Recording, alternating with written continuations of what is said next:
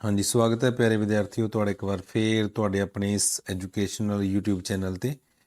ਜਿਵੇਂ ਕਿ ਤੁਹਾਨੂੰ ਪਤਾ ਹੈ ਵਿਭਾਗ ਵੱਲੋਂ ਪਿਛਲੇ ਕੁਝ ਹਫ਼ਤਿਆਂ ਤੋਂ ਸਾਨੂੰ ਹਰ ਹਫ਼ਤੇ ਹਫ਼ਤਾ ਵਾਈਜ਼ 8ਵੀਂ ਅਤੇ 10ਵੀਂ ਜਮਾਤ ਦੇ ਲਈ ਸਮਾਜਿਕ ਸਿੱਖਿਆ ਵਿਸ਼ੇ ਦੇ ਕੁਝ ਪ੍ਰਸ਼ਨ ਭੇਜੇ ਜਾਂਦੇ ਹੈਗੇ।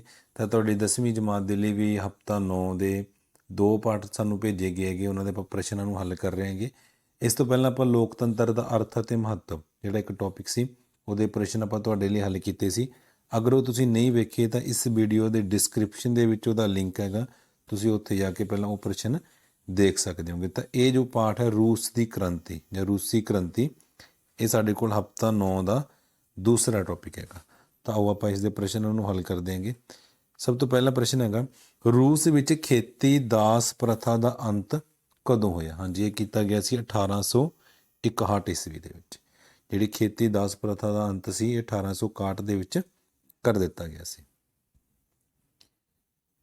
ਇਸ ਤੋਂ ਬਾਅਦ ਪ੍ਰਸ਼ਨ ਨੰਬਰ 2 ਹੈ ਆਪਣੇ ਕੋਲ, ਹੇਠ ਦਿੱਤੇ ਵਿਕਲਪਾਂ ਵਿੱਚੋਂ ਸਮਾਜਵਾਦ ਦੀਆਂ ਸਹੀ ਵਿਸ਼ੇਸ਼ਤਾਵਾਂ ਚੁਣ ਕੇ ਉੱਤਰ ਦਿਓ। ਠੀਕ ਹੈ, ਇਹਨਾਂ ਦੇ ਵਿੱਚ ਗੱਲ ਕਰੀਏ, ਬਾਜ਼ਾਰ ਨੂੰ ਰਾਜ ਦੁਆਰਾ ਨਿਯਮਿਤ ਕਰਨਾ ਸਹੀ ਹੈ। ਆਮਦਨ ਦੀ ਸਮਾਨ ਵੰਡ, ਇਹ ਵੀ ਬਿਲਕੁਲ ਸਹੀ ਹੈ। ਉਤਪਾਦਨ ਦੇ ਸਾਧਨ ਰਾਜ ਦੇ ਨਿਯੰਤਰਣ ਵਿੱਚ ਹੋਣੇ ਚਾਹੀਦੇ ਨੇ, ਇਹ ਵੀ ਬਿਲਕੁਲ ਸਹੀ ਹੈ। ਸਮਾਜ ਵਰਗ ਰਹਿਤ ਹੋਣਾ ਚਾਹੀਦਾ ਗਾ, ਹਾਂਜੀ ਬਿਲਕੁਲ ਸਹੀ। ਇਹ ਸਾਰੇ ਹੀ ਇਹਦੇ ਲਈ ਸਹੀ ਉੱਤਰ ਹੈ। ਪ੍ਰਸ਼ਨ ਨੰਬਰ 3, ਸਾਹਮਣੇ ਦਿੱਤੀ ਤਸਵੀਰ ਕਿਸ ਵਿਅਕਤੀ ਦੀ? ਹਾਂਜੀ, ਤੁਹਾਡੇ ਸਾਹਮਣੇ ਇੱਕ ਤਸਵੀਰ ਦਿਖਾਈ ਦੇ ਰਹੀ ਹੈ, ਕਿਹਦੀ ਹੈ ਵੀ ਇਹ?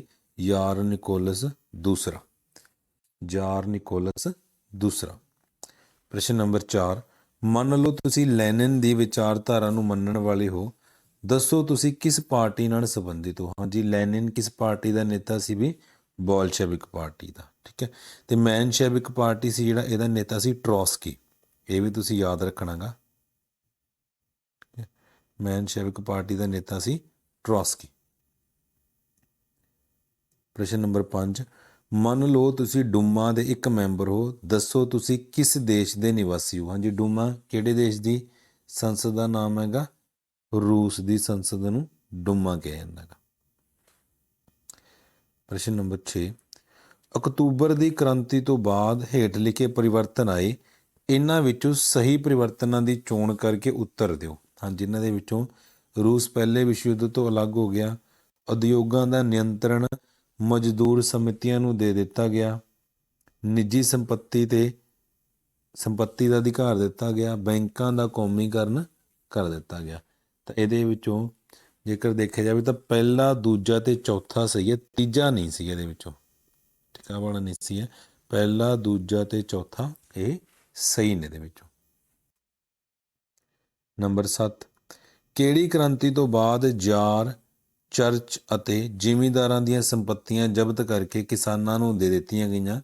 ਦੱਸੋ ਇਹ ਫੈਸਲਾ ਕਿਸ ਕ੍ਰਾਂਤੀ ਤੋਂ ਬਾਅਦ ਲਿਆ ਗਿਆ? ਹਾਂਜੀ, ਇਹ ਫੈਸਲਾ ਕਿਸ ਕ੍ਰਾਂਤੀ ਤੋਂ ਬਾਅਦ ਲਿਆ ਗਿਆ ਸੀ? ਰੂਸ ਦੀ ਕ੍ਰਾਂਤੀ ਤੋਂ ਬਾਅਦ। ਪ੍ਰਸ਼ਨ ਨੰਬਰ 8, ਰੂਸ ਦੀ ਕ੍ਰਾਂਤੀ ਵਿਸ਼ਵ ਦੀਆਂ ਮਹਾਨ ਕ੍ਰਾਂਤੀਆਂ ਵਿੱਚੋਂ ਇੱਕ ਸੀ, ਇਹ ਕ੍ਰਾਂਤੀ ਕਿਹੜੇ ਸਾਲ ਹੋਈ? ਹਾਂਜੀ, ਰੂਸੀ ਕ੍ਰਾਂਤੀ ਕਦੋਂ ਹੋਈ ਸੀ? 1917 ਈਸਵੀ ਦੇ ਵਿੱਚ। ਠੀਕ ਹੈ, ਜਿਵੇਂ ਫਰਾਂਸ ਦੀ ਕ੍ਰਾਂਤੀ ਆਪਾਂ ਗੱਲ ਕਰਦੇ ਹਾਂ 1799 ਦੇ ਵਿੱਚ ਹੋਈ ਸੀ, ਤਾਂ ਐਵੇਂ ਰੂਸ ਦੀ ਕ੍ਰਾਂਤੀ ਕਦੋਂ ਹੋਈ ਸੀ? 1917 ਦੇ ਵਿੱਚ। ਪ੍ਰਸ਼ਨ ਨੰਬਰ 9 ਹੈ ਆਪਣੇ ਕੋਲ, ਰੂਸ ਵਿੱਚ ਜ਼ਾਰਸ਼ਾਹੀ ਦੀ ਸ਼ੁਰੂਆਤ ਕਿਹੜੇ ਸਾਲ ਦੇ ਵਿੱਚ ਹੋਈ ਸੀ? ਜਿਹੜੀ ਜ਼ਾਰਸ਼ਾਹੀ ਸੀ ਰੂਸ ਦੇ ਵਿੱਚ ਕਦੋਂ ਸ਼ੁਰੂ ਹੋਈ ਸੀ? 1547 ਦੇ ਵਿੱਚ। ਨੰਬਰ 10, ਯਾਰ ਦਾ ਸ਼ਾਬਦਿਕ ਅਰਥ ਕੀ ਹੁੰਦਾ ਹੈ? ਹਾਂਜੀ, ਯਾਰ ਦਾ ਸ਼ਾਬਦਿਕ ਅਰਥ ਕੀ ਸੀ? ਸਰਵਉੱਚ ਸ਼ਾਸਨ। ਯਾਰ ਦਾ ਸ਼ਾਬਦਿਕ ਅਰਥ ਕੀ ਹੈਗਾ? ਸਰਵਉੱਚ ਸ਼ਾਸਨ। ਪ੍ਰਸ਼ਨ ਨੰਬਰ 11, ਰੂਸ ਦੀ ਕ੍ਰਾਂਤੀ ਤੋਂ ਬਾਅਦ ਪਹਿਲਾਂ ਰੂਸ ਦੇਸ਼ ਖੇਤੀਬਾੜੀ ਪੱਖੋਂ ਇੱਕ ਵਿਕਸਿਤ ਦੇਸ਼ ਸੀ, ਕੀ ਇਹ ਕਥਨ ਸਹੀ ਸੀ? ਹਾਂਜੀ, ਇਹ ਕਥਨ ਸਹੀ ਹੈ? ਨਹੀਂ, ਇਹ ਕਥਨ ਗਲਤ ਸੀ। ਰੂਸ ਦੀ ਕ੍ਰਾਂਤੀ ਤੋਂ ਬਾਅਦ ਰੂਸ ਦੇ ਵਿੱਚ ਬਹੁਤ ਸਾਰੇ ਜਿਹੜੇ ਖੇਤੀ ਸੁਧਾਰ ਕਾਨੂੰਨ ਸੀ ਉਹ ਲਾਗੂ ਕੀਤੇ ਗਏ।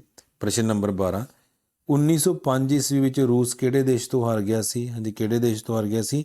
ਜਾਪਾਨ ਤੋਂ। ਤਾਂ ਜਾਪਾਨ ਇੱਕ ਛੋਟਾ ਜਿਹਾ ਦੇਸ਼ ਸੀ, ਤਾਂ ਉਸਨੇ ਰੂਸ ਵਰਗੇ ਬਹੁਤ ਵੱਡੇ ਦੇਸ਼ ਨੂੰ ਹਰਾਤਾ ਸੀ।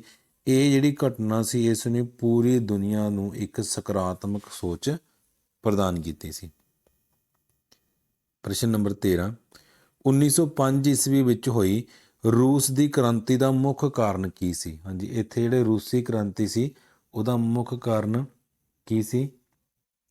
ਮਜ਼ਦੂਰਾਂ ਉੱਤੇ ਗੋਲੀ ਚਲਾਉਣਾ, ਮਜ਼ਦੂਰਾਂ ਦੀਆਂ ਮੰਗਾਂ ਪੂਰੀਆਂ ਨਾ ਹੋਣਾ, ਵਪਾਰੀਆਂ ਦੀ ਕਮਾਈ ਘੱਟ ਹੋਣਾ, ਇਹਨਾਂ ਵਿੱਚੋਂ ਕੋਈ ਨਹੀਂ। ਠੀਕ ਹੈ, ਤਾਂ ਇਹਦੇ ਵਿੱਚੋਂ ਦੂਸਰਾ ਕਾਰਨ ਸੀ ਵਿੱਚ ਮੇਨ, ਮਜ਼ਦੂਰਾਂ ਦੀਆਂ ਮੰਗਾਂ ਪੂਰੀਆਂ ਨਾ ਹੋਣਾ।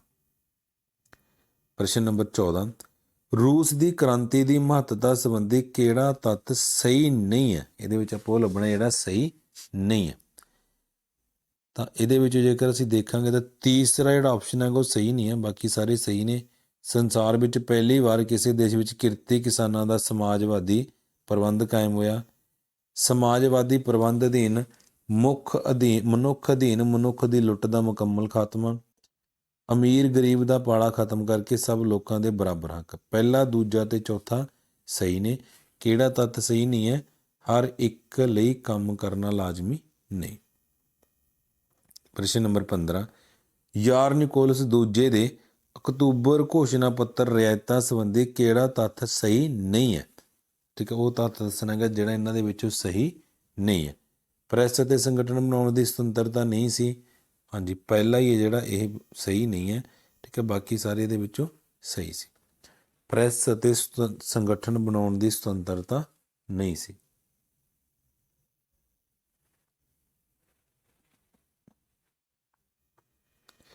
ਪ੍ਰਸ਼ਨ ਨੰਬਰ 16, ਕਿਸ ਵਿਅਕਤੀ ਨੂੰ ਮਹਾਨ ਸਮਾਜ ਸੁਧਾਰਕ, ਮਹਾਨ ਜਰਮਨ ਦਾਰਸ਼ਨਿਕ, ਇਨਕਲਾਬੀ ਕਮਿਊਨਿਸਟ ਸਮਾਜਵਾਦੀ ਵਿਚਾਰਧਾਰਾ ਦੇ ਪਿਤਾਮਾ ਮੰਨਿਆ ਜਾਂਦਾ ਹੈਗਾ? ਹਾਂਜੀ, ਕਿਹਨੂੰ ਮੰਨਿਆ ਜਾਂਦਾ ਹੈਗਾ? Karl Marx. ਹੇਠ ਲਿਖਿਆਂ ਵਿੱਚੋਂ ਦਾਸ ਕੈਪੀਟਲ ਦੇ ਲੇਖਕ ਕੌਣ ਸਨ? ਹਾਂਜੀ, ਦਾਸ ਕੈਪੀਟਲ ਜਿਹੜੀ ਪੁਸਤਕ ਹੈ ਕਿਹਦੀ ਲਿਖੀ ਹੋਈ ਹੈਗੀ? ਕਾਰਲ ਮਾਰਕਸ ਦੀ। ਪ੍ਰਸ਼ਨ ਨੰਬਰ 18, ਰੂਸ ਦੀ ਕ੍ਰਾਂਤੀ ਦੁਆਰਾ ਸਮਾਜ ਦੇ ਪੁਨਰਗਠਨ ਲਈ ਕਿਹੜਾ ਵਿਚਾਰ ਸਭ ਤੋਂ ਸਹੀ ਮੰਨਿਆ ਗਿਆ? ਹਾਂਜੀ, ਕਿਹੜਾ ਵਿਚਾਰ ਨੂੰ ਸਭ ਤੋਂ ਸਹੀ ਮੰਨਿਆ ਜਾਂਦਾ ਸੀ? ਸਮਾਜਵਾਦ ਨੂੰ। ਨੰਬਰ 19, ਕਾਰਲ ਮਾਰਕਸ ਤੋਂ ਬਾਅਦ ਸਮਾਜਵਾਦੀ ਅੰਦੋਲਨ ਦਾ ਸਭ ਤੋਂ ਮਹਾਨ ਨੇਤਾ ਕਿਸ ਨੂੰ ਮੰਨਿਆ ਜਾਂਦਾ ਹੈਗਾ? ਲੈਨਿਨ ਨੂੰ। ਠੀਕ ਹੈ। ਪ੍ਰਸ਼ਨ ਨੰਬਰ 20, ਰੂਸੀ ਭਾਸ਼ਾ ਦਾ ਸ਼ਬਦ ਡੂਮਾ ਦਾ ਅਰਥ ਹੈ? ਜੀ, ਡੂਮਾ ਦਾ ਕੀ ਅਰਥ ਹੈ? ਡੂਮਾ ਦਾ ਅਰਥ ਹੁੰਦਾ ਹੈਗਾ ਸੋਚਣਾ। ਨੰਬਰ 21, ਰੂਸ ਦੀ ਕ੍ਰਾਂਤੀ ਦੌਰਾਨ ਬੋਲਸ਼ੇਵਿਕਾਂ ਦੀ ਅਗਵਾਈ ਕਿਸ ਨੇ ਕੀਤੀ? ਹਾਂਜੀ, ਬੋਲਸ਼ੇਵਿਕਾਂ ਦੀ ਅਗਵਾਈ ਕਿਹਨੇ ਕੀਤੀ ਸੀ? ਲੈਨਿਨ ਨੇ। ਤੇ ਮੈਨਸ਼ੇਵਿਕਾਂ ਦੀ ਅਗਵਾਈ ਕੀਤੀ ਸੀ ਟਰੋਸਕੀ ਨੇ। ਇਹ ਤੁਸੀਂ ਯਾਦ ਰੱਖਿਓ। ਪ੍ਰਸ਼ਨ ਨੰਬਰ 22, ਸਮਾਜਵਾਦੀਆਂ ਦਾ ਇੱਕ ਧੜਾ ਮੈਨਸ਼ੇਵਿਕ ਘੱਟ ਗਿਣਤੀ ਕਹਾਉਂਦਾ ਸੀ, ਇਸ ਦਾ ਨੇਤਾ ਕੌਣ ਸੀ? ਹਾਂਜੀ, ਇਸ ਦਾ ਨੇਤਾ ਕੌਣ ਸੀ? ਵੀ ਹੁਣੇ ਤੁਹਾਨੂੰ ਦੱਸਿਆ ਸੀ, ਟਰੋਸਕੀ। ਪ੍ਰਸ਼ਨ ਨੰਬਰ 23, 1917 ਈਸਵੀ ਵਿੱਚ ਰੂਸ ਦੀ ਕ੍ਰਾਂਤੀ ਦੀ ਸ਼ੁਰੂਆਤ ਕਿੱਥੇ ਹੋਈ ਸੀ? ਹਾਂਜੀ, ਕਿੱਥੇ ਹੋਈ ਸੀ ਇਸ ਦੀ ਸ਼ੁਰੂਆਤ ਰੂਸ ਦੀ ਕ੍ਰਾਂਤੀ ਦੀ? ਪੈਟਰੋਗਰਾਡ ਦੇ ਵਿੱਚ। ਪੈਟਰੋਗਰਾਡ ਦੇ ਵਿੱਚ ਜਿਹੜੀ ਰੂਸ ਦੀ ਕ੍ਰਾਂਤੀ ਸੀ ਇਸ ਦਾ ਆਰੰਭ ਹੋਇਆ ਸੀ। ਪ੍ਰਸ਼ਨ ਨੰਬਰ 24, ਆਮ ਤੌਰ ਤੇ ਮਜ਼ਦੂਰ ਵਰਗ ਵੱਲੋਂ ਚੁਣੀ ਜਾਂਦੀ ਡੈਸ਼ ਦਾ ਅਰਥ ਹੈ ਪਰਿਸ਼ਦ ਜਾਂ ਸਥਾਨਕ ਪੱਧਰ ਤੇ ਸ਼ਾਸਨ ਚਲਾਉਣ ਵਾਲੀ ਇਕਾਈ। ਹਾਂਜੀ, ਇਹਦੇ ਵਿੱਚ ਕੀ ਆ ਜਾਏਗਾ? ਸੋਵੀਅਤ। ਆਮ ਤੌਰ ਤੇ ਮਜ਼ਦੂਰ ਵਰਗ ਵੱਲੋਂ ਚੁਣੀ ਗਈ ਸੋਵੀਅਤ ਦਾ ਅਰਥ ਹੈ ਪਰਿਸ਼ਦ ਜਾਂ ਸਥਾਨਕ ਪੱਧਰ ਉੱਤੇ ਸ਼ਾਸਨ ਚਲਾਉਣ ਵਾਲੀ ਇਕਾਈ। ਪ੍ਰਸ਼ਨ ਨੰਬਰ 25, ਕਿਹੜੇ ਦੇਸ਼ ਨੇ ਆਪਣੇ ਆਪ ਨੂੰ ਪਹਿਲੇ ਵਿਸ਼ਵ ਯੁੱਧ ਤੋਂ ਬਾਹਰ ਕੱਢ ਲਿਆ ਅਤੇ ਜਰਮਨੀ ਨਾਲ ਸੰਧੀ ਕਰ ਲਈ? ਹਾਂਜੀ, ਕਿਹੜਾ ਦੇਸ਼ ਸੀ ਉਹ? ਰੂਸ। ਪ੍ਰਸ਼ਨ ਨੰਬਰ 26, ਲੈਨਿਨ ਦੇ ਅਪ੍ਰੈਲ ਮਤੇ ਵਿੱਚ ਕਿਹੜਾ ਕਥਨ ਸ਼ਾਮਿਲ ਨਹੀਂ ਸੀ? ਹਾਂਜੀ, ਆਰਜ਼ੀ ਸਰਕਾਰ ਨੂੰ ਸਮਰਥਨ ਦੇਣਾ ਬੰਦ ਕਰਨਾ, ਸੋਵੀਅਤਾਂ ਨੂੰ ਸੱਤਾ ਦੇਣਾ, ਯੁੱਧ ਤੋਂ ਰੂਸ ਨੂੰ ਅਲੱਗ ਕਰਨਾ, ਦੇਸ਼ ਵਿੱਚ ਤਾਨਾਸ਼ਾਹੀ ਸ਼ਾਸਨ ਕਾਇਮ ਰੱਖਣਾ। ਜਿਨ੍ਹਾਂ ਵਿੱਚੋਂ ਕਿਹੜਾ ਸ਼ਾਮਿਲ ਨਹੀਂ ਸੀ? ਦੇਸ਼ ਵਿੱਚ ਤਾਨਾਸ਼ਾਹੀ ਸ਼ਾਸਨ ਕਾਇਮ ਰੱਖਣਾ। ਪ੍ਰਸ਼ਨ ਨੰਬਰ 27, ਯੂਲੀਅਨ ਕੈਲੰਡਰ ਗੈਰੀਗੋਰਾਈ ਕੈਲੰਡਰ ਤੋਂ ਕਿੰਨੇ ਦਿਨ ਪਿੱਛੇ ਸੀ? ਹਾਂਜੀ, ਕਿੰਨੇ ਦਿਨ ਪਿੱਛੇ ਸੀ? ਇਹ 13 ਦਿਨ। ਠੀਕ ਹੈ, ਜਿਹੜਾ ਯੂਲੀਅਨ ਕੈਲੰਡਰ ਸੀ ਉਹ ਗੈਰੀਗੋਰੀਆਈ ਕੈਲੰਡਰ ਤੋਂ 13 ਦਿਨ ਪਿੱਛੇ ਸੀ। ਨੰਬਰ 28, ਬੋਲਸ਼ੇਵਿਕਾਂ ਨੇ ਤਬਦੀਲੀਆਂ ਨਾਲ ਸੰਬੰਧਿਤ ਵਿਚਾਰਾਂ ਦਾ ਕਿਸ ਅਖਬਾਰ ਦੇ ਰਾਹੀਂ ਪ੍ਰਚਾਰ ਕੀਤਾ ਸੀ? ਹਾਂਜੀ, ਇਸ ਅਖਬਾਰ ਦਾ ਨਾਮ ਸੀ ਪ੍ਰਾਵਦਾ।